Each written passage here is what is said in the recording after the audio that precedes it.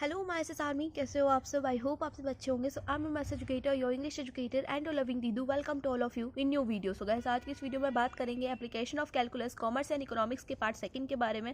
इससे पहले वाले पार्ट के अंदर हमने इस चैप्टर से रिलेटेड बहुत सारे टॉपिक्स करे थे एंड उन टॉपिक्स से रिलेटेड हमने क्वेश्चन भी सॉल्व करे थे। तो अगर आपने वो वीडियो नहीं देखी है तो आपको चैनल के डिस्क्रिप्शन बॉक्स में वो लिंक मिल जाएगा।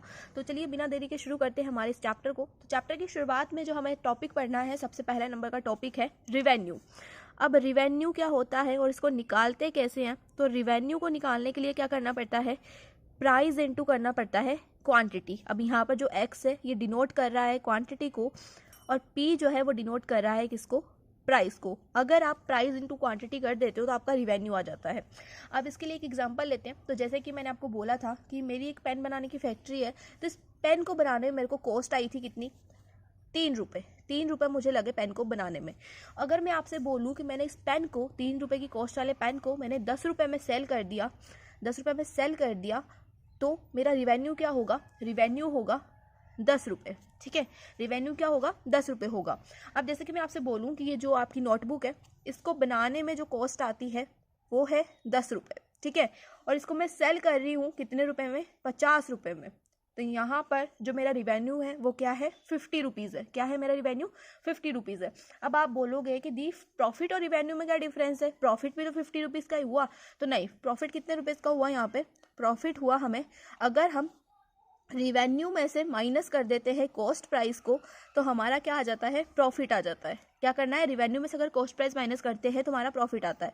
तो यहाँ पर रिवेन्यू मुझे आया 50 रुपीज़ का, अगर इसमें से मैं कॉस्ट प्राइस माइनस करती हूँ तो मेरे पास प्रॉफिट कितना होगा, 40 रुपीज़ का होगा। ठीक है, अब रिवेन्यू और प्राइस में क्या डिफरेंस है, तो रिवेन्यू और प्राइस में ये डिफरेंस है। देखो रिवेन्यू देखो कम भी हो सकता है, ज़्यादा भी हो सकता है। कॉस्ट प्राइस से रिवेन्यू कम भी हो सकता है या फिर ज़्यादा भी हो सकता है। जैसे कि मेरे को एक पेन को बनाने में 3 रुपये लगते हैं और अगर मान लो मैंने इस पेन को 2 रुपये में सेल कर दिया, कितने रुपए में, 2 रुपये में सेल कर दिया, तो यहाँ पर तुम बोलोगे दीदू आपको तो लॉस हो गया। तो यहाँ पर रिवेन्यू क्या है, लॉस तो हो गया, हमें लॉस तो हुआ है, लेकिन रिवेन्यू क्या है, रिवेन्यू होगा यहाँ पर 2 रुपये। तो रिवेन्यू का तुम सीधा सीधा मतलब निकाल सकते हो कि जितने पैसे हमारी जेब में आ रहे हैं, जितने पैसे हमारी पॉकेट में आ रहे हैं वो क्या होता है, वो होता है रिवेन्यू। ठीक है, यहाँ पर 2 रुपये मेरी पॉकेट में आ रहे हैं, 2 रुपये मेरा रिवेन्यू है। 10 रुपये मैंने सेल करा, 10 रुपये मेरी जेब में आए तो 10 रुपये मेरा रिवेन्यू है। 50 रुपये में मैंने रजिस्टर को सेल करा तो 50 रुपये मेरा रिवेन्यू है। तो रिवेन्यू का मतलब क्या है, जितने पैसे जो है पॉकेट में आ रहे हैं वो क्या होता है, रिवेन्यू होता है। ठीक है, अब रिवेन्यू कैसे निकालते हैं भाई, जैसे कि आपसे बोला गया कि कोई पेन है, किसी पेन की कॉस्ट प्राइस है 5 रुपये। ठीक है, उसको बनाने में मेरे को 5 रुपये लग रहे हैं और उसको मैंने 10 रुपये में सेल कर दिया, कितने रुपए में, 10 रुपये में सेल कर दिया। ये 10 रुपये उसकी प्राइस है और यहाँ पर हमसे बोला गया है कि इस पेन की आपने कितनी क्वांटिटी सेल करी है, 20 क्वांटिटी, 20 पेन आपने सेल करे हैं किस प्राइस में, 10 रुपीज़ में। तो अगर हम इसका रिवेन्यू निकालना हो तो रिवेन्यू क्या करेंगे, प्राइस इंटू क्वांटिटी। प्राइस कितनी है, प्राइस है हमारी 10 रुपये, पेन कितने हैं, पेन है हमारे 20 रुपये। अगर इसको मल्टीप्लाई कर देते हैं तो हमारे पास क्या आ जाएगा, रिवेन्यू आ जाएगा। तो यहाँ पर रिवेन्यू क्या हो जाएगा, 200 रुपीज़। ठीक है, आगे समझ में रिवेन्यू क्या होता है। अब आप बोलोगे कि रिवेन्यू फिक्स्ड होता है या फिर वेरिएबल होता है। तो रिवेन्यू भाई रिवेन्यू ही रहेगा, फिक्स्ड और वेरिएबल कुछ नहीं होता है। जैसे कि कॉस्ट होती थी फिक्स्ड कॉस्ट या फिर वेरिएबल कॉस्ट, वैसा रिवेन्यू के अंदर नहीं होता है। अब अगर आप कुछ सेल कर रहे हो तो आपको पास पैसे आएंगे, अगर सेल नहीं करोगे तो पैसे नहीं आएंगे, है ना। तो फिक्स्ड और वेरिएबल का इसमें कोई चक्कर नहीं होता है, रिवेन्यू जो है हमेशा सेम रहता है। ठीक है, अब आप बोलोगे दीदू एवरेज रिवेन्यू भी होता है, तो ऑब्वियसली एवरेज रिवेन्यू होता है। एवरेज रिवेन्यू कैसे निकालते हैं, तो एवरेज रिवेन्यू निकालने के लिए हमें क्या करना पड़ता है, टोटल रिवेन्यू को डिवाइड कर दो किससे, एक्स से। वहां पर एवरेज कॉस्ट को कैसे निकालते थे, टोटल कॉस्ट को डिवाइड करते थे एक्स से। यहाँ पर एवरेज रेवेन्यू निकालेंगे, टोटल रेवेन्यू को डिवाइड कर देंगे एक्स से। ठीक है, अब बात करते हैं मार्जिनल रिवेन्यू की। अब भाई मार्जिनल रिवेन्यू कैसे निकालेंगे, हाँ मार्जिनल रिवेन्यू कैसे निकालेंगे। तो मैंने आपको एक लाइन बोली थी पिछली वाली वीडियो के अंदर कि जिस भी क्वांटिटी के आगे लग जाए मार्जिनल शब्द तो वहाँ पर हम क्या करते हैं, डिफरेंशिएशन कर देते हैं उस क्वांटिटी का। तो यहाँ पर रिवेन्यू के आगे लग गया है क्या, मार्जिनल, तो यहाँ पर हम क्या करेंगे, रिवेन्यू का डिफरेंशिएशन कर दो भाई। तो यहाँ पर क्या हो जाएगा, रिवेन्यू का डिफरेंशिएशन करते हैं तो हमारे पास क्या आ जाएगा, मार्जिनल रिवेन्यू आ जाएगा। अब इसके बाद में करते हैं मार्जिनल एवरेज रिवेन्यू की बात, मार्जिनल एवरेज रिवेन्यू। अब मार्जिनल एवरेज रिवेन्यू कैसे निकालेंगे भाई, एवरेज रिवेन्यू का डिफरेंशिएशन, एवरेज रिवेन्यू का अगर डिफरेंशिएशन कर देते हैं तो हमारे पास क्या आ जाएगा, मार्जिनल एवरेज रिवेन्यू आ जाएगा। तो यहाँ मार्जिनल एवरेज रिवेन्यू भी हो गया। अब इसका ग्राफ एक बार देख लेते हैं, टोटल रिवेन्यू का ग्राफ कैसे बनता है। ठीक है, तो देखो यहाँ पर हमने ये वाई एक्सिस है, ये एक्स एक्सिस है। वाई एक्सिस पे आप ले लो क्या है, रिवेन्यू है, और एक्स एक्सिस पे है आपकी क्वांटिटी। तो जो रिवेन्यू है उसका ग्राफ कैसे बनेगा, ऐसे। अगर क्वांटिटी बढ़ेगी तो रिवेन्यू भी बढ़ेगा, क्वांटिटी घटेगी तो रिवेन्यू भी घटेगा। जैसे कि यहाँ पर बात कर लेते हैं ना भाई, यहाँ पर क्वांटिटी क्या थी, कितने पेन थे, 20 पेन्स थे, है ना। अगर इसकी जगह पे मैं कर देती हूँ 10 पेन, तो 10 × 10 कितना हो जाएगा, 10 × 10 हो जाएगा 100। तो यहाँ पर जैसे जैसे क्वांटिटी घटी वैसे वैसे रिवेन्यू भी क्या हो गया, घट करके 100 रुपीज़ पर आ गया, है ना। अगर यहाँ पर क्वांटिटी बढ़ जाती तो रिवेन्यू भी बढ़ जाता। तो वही सीधी सी बात है, अगर क्वांटिटी घटेगी तो रिवेन्यू भी घटेगा, क्वांटिटी बढ़ेगी तो रिवेन्यू भी बढ़ेगा, ठीक है। अब रिवेन्यू का ग्राफ हमेशा ऐसा लीनियर तो नहीं आ सकता, कभी ऊपर नीचे भी हो सकता है, ठीक है। अब बात करते हैं प्रॉफिट और लॉस की। प्रॉफिट और लॉस कैसे निकालते हैं भाई, तो देखो पहले बात कर लेते हैं प्रॉफिट की। तो प्रॉफिट के केस में क्या होगा ना भाई, जो तुम्हारा रिवेन्यू है वो ज़्यादा होगा किससे, कॉस्ट प्राइस से। तो एक बात लिख लो, रिवेन्यू जो है हमेशा ज़्यादा होगा कॉस्ट प्राइस से। अभी जैसे देखो यहाँ पर ये 3 रुपये का पेन, मैंने 3 रुपये इसकी कॉस्ट प्राइस थी, है ना। 3 रुपये में मैंने इस पेन को बनाया था। अब अगर मैं इस पेन को 10 रुपये में बेच देती हूँ, 10 रुपये में अगर मैं इसको बेच देती हूँ तो प्रॉफिट होगा ना भाई, 10 माइनस 3 करेंगे तो 7 रुपीज़ का प्रॉफिट हुआ हमें, है ना। तो इस केस में क्या हुआ, जो हमारा रिवेन्यू था वो ज़्यादा था कॉस्ट प्राइस से। रिवेन्यू क्या था, ज़्यादा था कॉस्ट प्राइस से, तभी तो प्रॉफिट हुआ।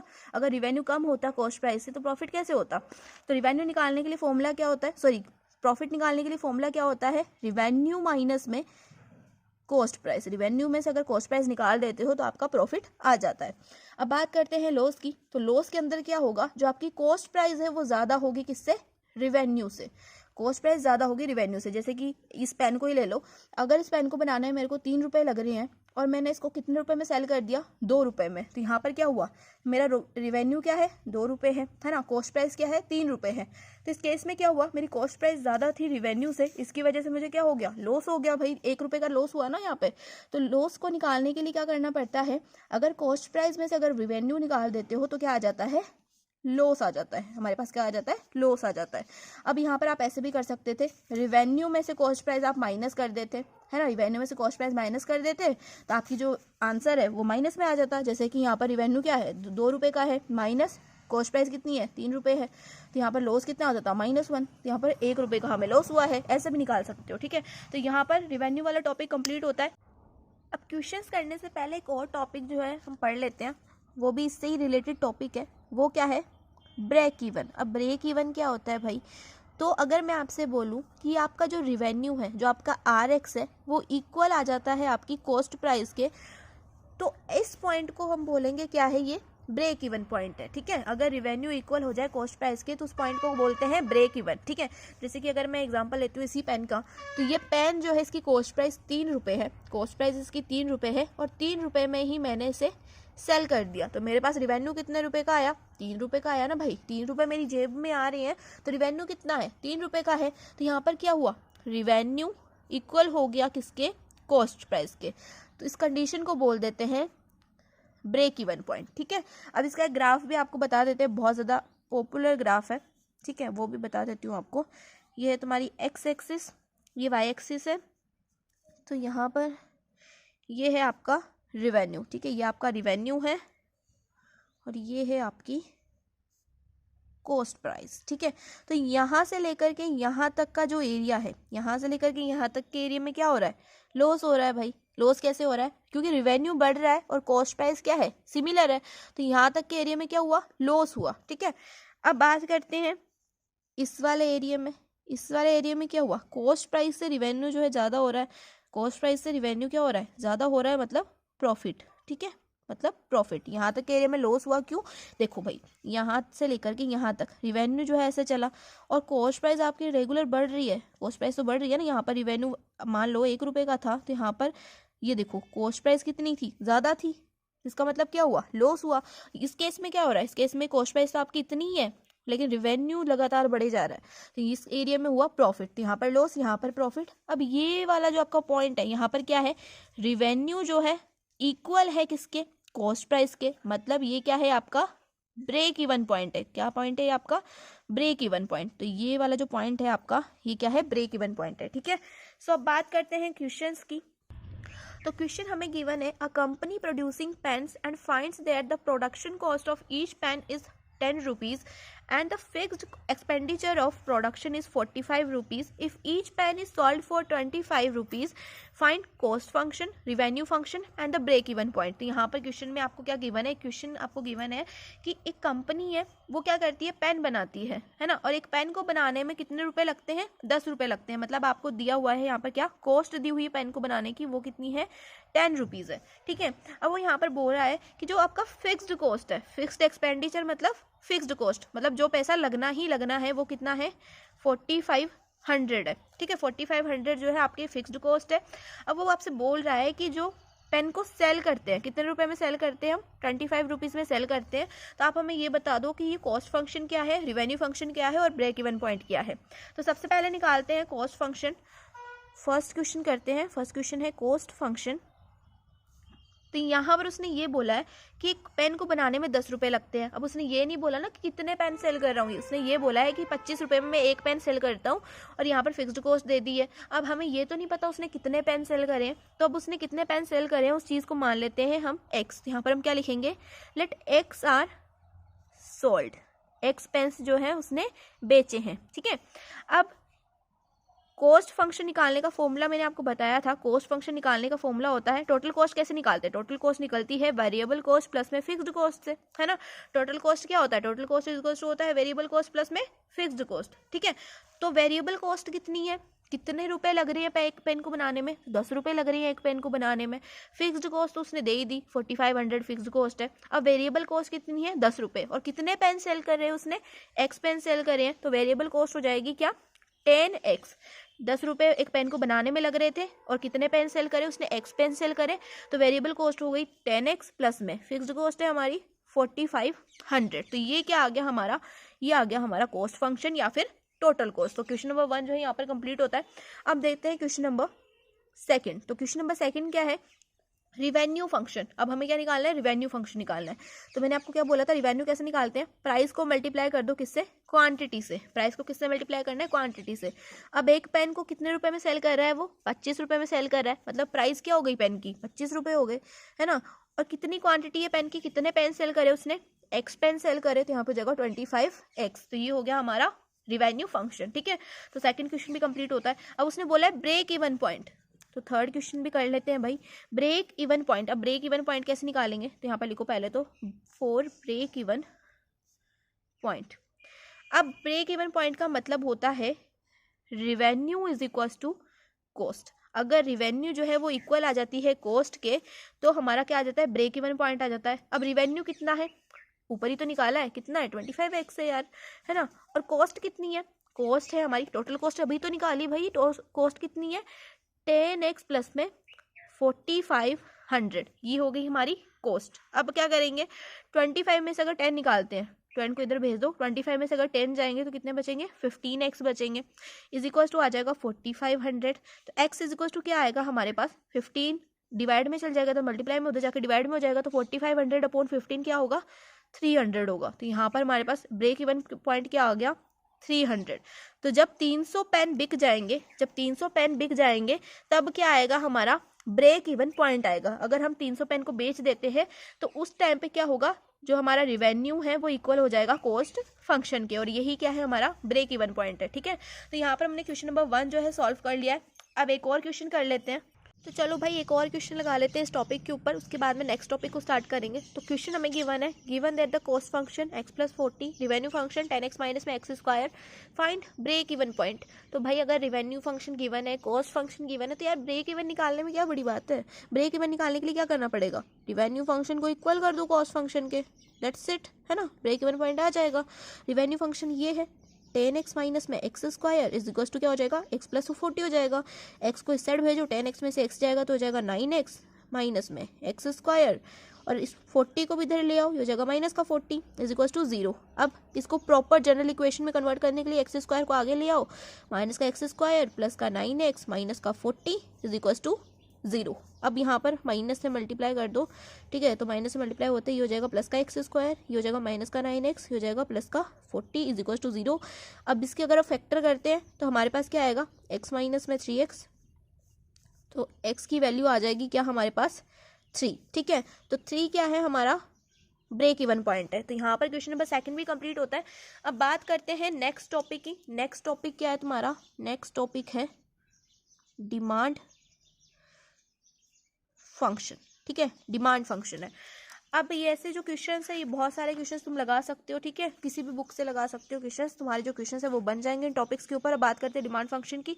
तो डिमांड फंक्शन क्या होता है? डिमांड फंक्शन होता है, कुछ भी नहीं होता, ये रिलेशन होता है between price and quantity. Price और क्वांटिटी के बीच के रिलेशन को क्या बोलते हैं? डिमांड फंक्शन बोलते हैं। और अगर बात करें इसके फॉर्मूला की, तो P इज इक्वल टू हो जाएगा PX। P प्राइस है, X क्वांटिटी है, तो प्राइस और क्वांटिटी के बीच का रिलेशन हो जाता है तुम्हारा क्या? Demand function. अब ये तो हो गई डेफिनेशन की बात। अब भाई हमें डेफिनेशन से तो समझ में कहाँ आता है, हमें तो एग्जांपल से समझ में आता है। तो जैसे कि मान लो कि तुम एक शॉप पे गए, है ना, एक शॉप पे तुम गए, तो शॉप पे जाने के बाद में तुमने वहाँ पर क्या देखे? कोट देखे। ठीक है, एक रेड कलर का था, एक ब्लैक कलर का था और एक ब्लू कलर का था। तुम्हें रेड कलर का कोट भी पसंद आ गया, फिर तुमने ब्लैक कलर के को देखा, वो भी पसंद आ गया, ब्लू भी पसंद आ गया। अब तुम डिसाइड नहीं कर पा रहे हो कि कौन सा कोट लेना चाहिए, कौन सा कोट लेना चाहिए। अब हर एक कोट की जो प्राइस है वो कितनी है? 250 माइनस 2x है। प्राइस कितनी है कोट की? 250 माइनस 2x है। अब तुम दुकानदार से बोल रहे हो कि मेरे को तो तीनों कोट लेने हैं, तीनों कोट मेरे को पसंद आ गए, अब तुम क्या करो? रेट कम करो। तो वो रेट कितनी लगाएगा तुम्हें? डिमांड फंक्शन इसी को बोलते हैं। रेट कितनी लगाएगा? 250 माइनस में 2x की जगह पे कितने कोट ले रहे हो तुम? x क्वांटिटी है, क्वांटिटी कितनी है? 3 है, यहाँ पे हो जाएगा 3।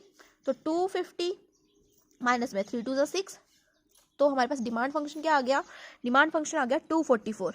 तो जैसे जैसे तुमने क्वांटिटी बढ़ाई, जैसे जैसे तुमने क्वांटिटी बढ़ा दी, वैसे वैसे प्राइस कम हो गई। जैसे जैसे क्वांटिटी बढ़ी, वैसे वैसे प्राइस कम हो गई। यही क्या है? डिमांड फंक्शन है। डिमांड फंक्शन होता है relation between price and quantity.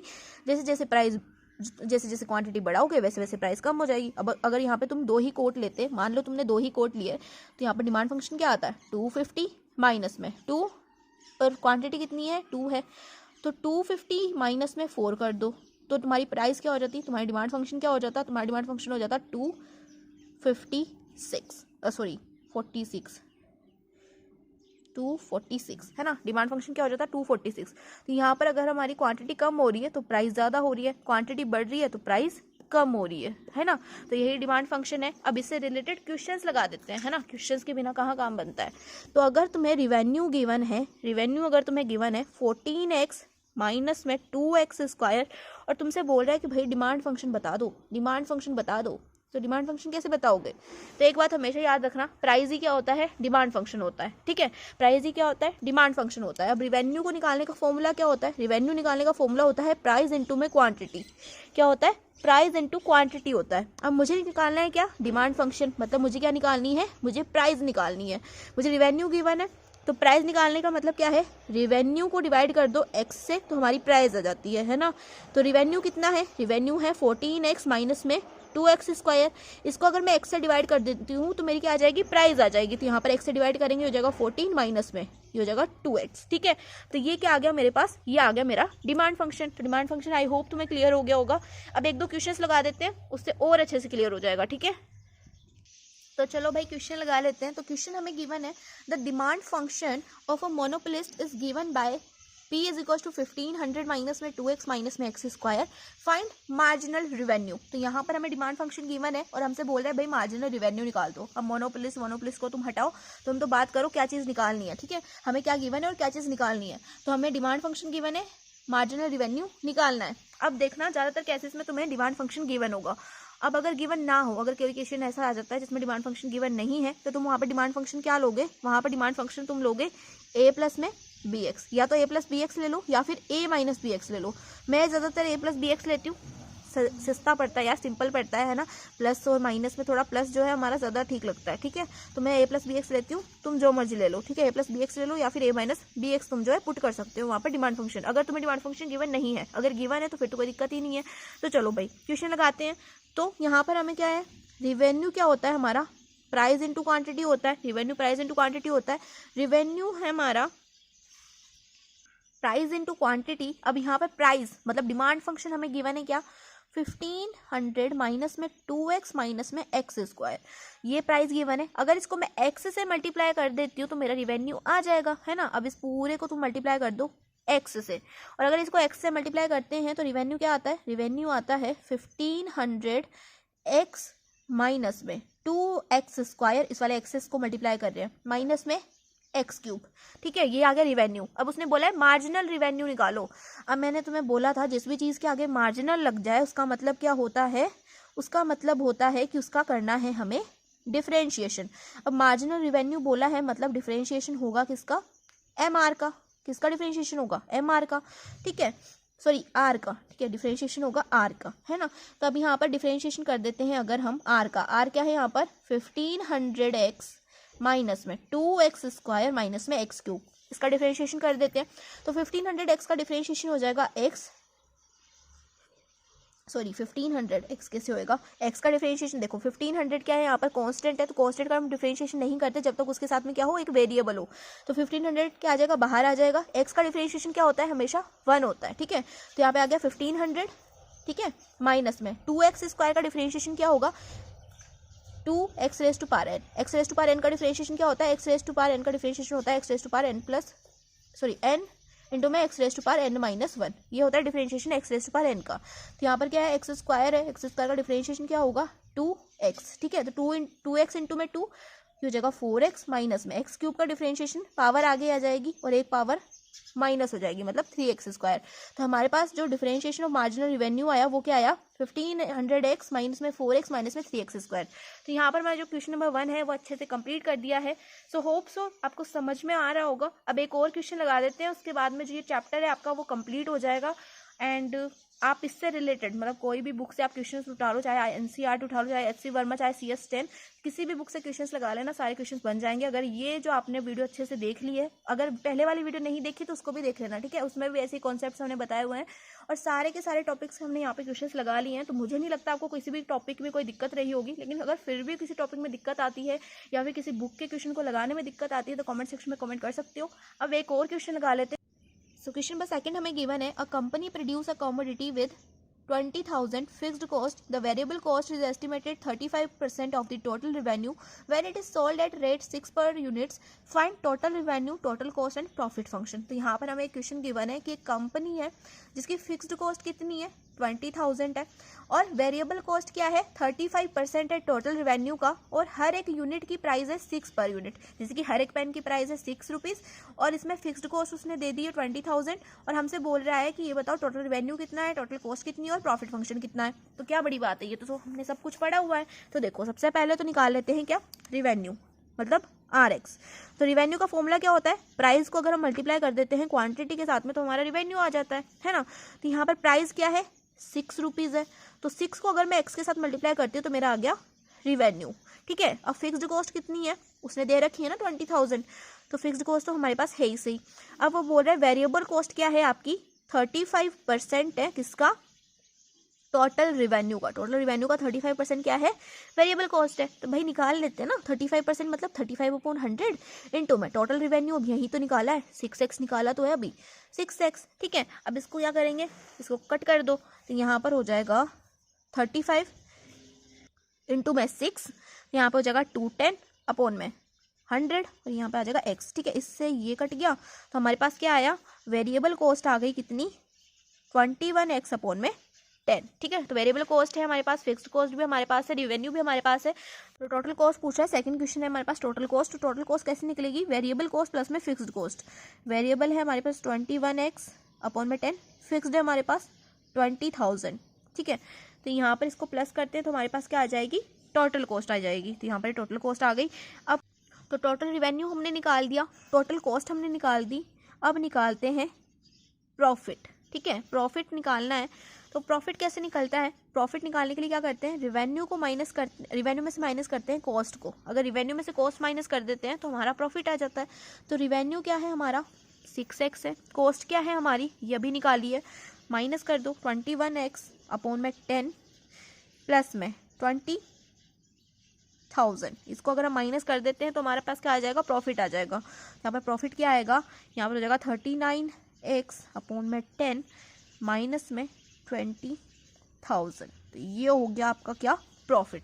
तो हमने टोटल कॉस्ट निकाल दी, प्रॉफिट निकाल दिया और रेवेन्यू भी निकाल दिया। तो यहाँ पर हमारा जो क्वेश्चन नंबर सेकंड है वो भी कंप्लीट होता है। अब ऐसे ही क्वेश्चंस बनेंगे, बस क्वेश्चन में क्या होगा, घुमा फिरा के आपको दे देगा। जैसे कि यहाँ पर वेरिएबल कॉस्ट उसने सीधा सीधा ना देकर के क्या बोल दिया, 35% टोटल रेवेन्यू का। उसको निकालने में क्या बड़ी बात थी, 35/100 करा, टोटल रेवेन्यू से मल्टीप्लाई कर दिया, है ना। तो जैसे घुमा फिरा के वो आपको क्वेश्चंस देगा, लेकिन क्वेश्चन जो आपका अगर बेसिक जो है क्लियर है तो क्वेश्चन हिसाब से बन जाएंगे, ठीक है। तो अब क्वेश्चंस लगा के देखना, एनसीईआरटी के लगा के देखना, एससी वर्मा लगा लेना, CS10 लगा लेना। अगर नहीं बनते तो comment section is for you, ठीक है। एंड आई होप तुम्हें जो है सभी के सभी जो टॉपिक्स हैं वो समझ में आए होंगे। तो मिलते हैं नेक्स्ट वीडियो में जहाँ पर हम किसी और चैप्टर को पढ़ेंगे। तो thanks for watching, take care, bye bye.